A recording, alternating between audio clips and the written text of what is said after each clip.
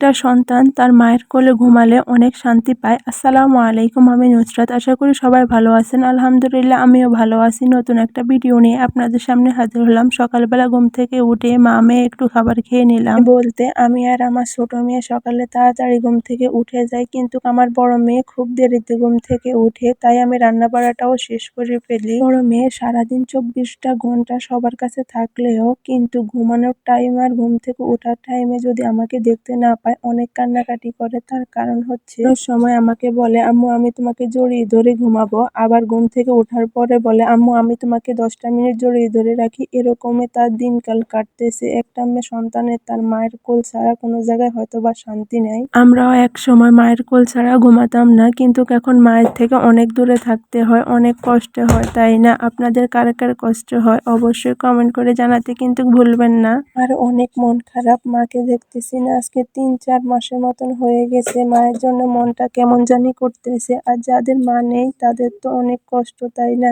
মেয়ে যেমন আমাকে পেয়ে শান্তি পায়, তেমনি আমরা আমার মাকে পেলে অনেক শান্তি পাই। আর যাদের মা বাবা নেই তারা তো অনেক দুঃখী, যা বলার বাহিরে। মায়ের কোল ছাড়া কোনো জায়গায় শান্তি নেই। তারপরে হচ্ছে মা ছাড়া তো পুরো পৃথিবীটাই অন্ধকার। নিজের কষ্টের কথাগুলো মাকে ছাড়া কাউকে বলা যায় না। এক সময় মেয়ে ছিলাম, মেয়ে থেকে হয়ে গেছি মা। আমারও 2টা সন্তানের জন্য অনেক মায়া হয়। কোনো কিছু খাওয়ার সময় মনে হয় যে আমার বাচ্চাকে রেখে আমি কিভাবে খাবো। তেমনই তো আমার মাও। মা সব সময় কোনো কিছু না খেয়ে আমাদের 2 বোনের জন্য রেখে দিত। এখন তো আমি অনেক দূরে, এখনো আমার মা কোনো কিছু না খেয়ে মেয়ের জন্য রেখে দেয়, আমার ছোট বোনের জন্য।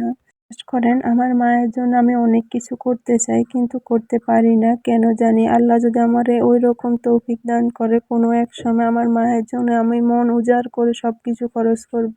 শুধু আল্লাহ তাআলার কাছে সবসময় একটা জিনিসে চাই যে আল্লাহ আমার এমন একটা পজিশনে নিয়ে যাও যেন আমার মা একটা জিনিস চাওয়ার সাথে সাথে আমি তাকে দিতে পারি মন খুশি করে। এর জন্য কে না কি করতে চায় বলেন? মায়ের জন্য সব সন্তানই সবকিছু করতে চায়, কিন্তু আমি কোনো কিছুই করতে পারলাম না এখন পর্যন্ত আমার মায়ের জন্য। ভাইয়া আরো কয়েকদিন আগে বললো যে বাড়িতে যাবে। আমি তো মহা আকারে খুশি হয়ে গেলাম যে আমি আবার আমার মাকে দেখতে পাবো, কিন্তু আপনাদের ভাইয়া এখন আবার বলতেছে যে বাড়িতে যাবে না।